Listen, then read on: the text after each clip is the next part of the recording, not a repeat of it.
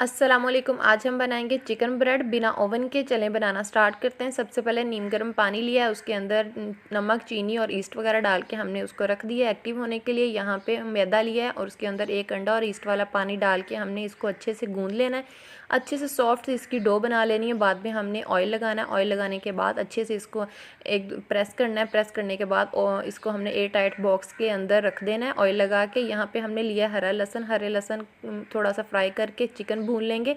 Chicken को भूने कुछ मसाले वगैरह डाल देते हैं। डालने के बाद थोड़ा सा पानी डाल देंगे ताकि चिकन गल जाए। जब चिकन गल जाए तो उसके अंदर हमने वेजिटेबल सॉसेस, नमक, मिर्च वगैरह, सोया सॉस वगैरह वो हमने डाल के कुक कर लेना है। जब वो कुक हो जाए तो थोड़ा सा पिज़्ज़ा फ्लेवर के लिए हमने यहाँ पे चीज़ का ऐड करना है।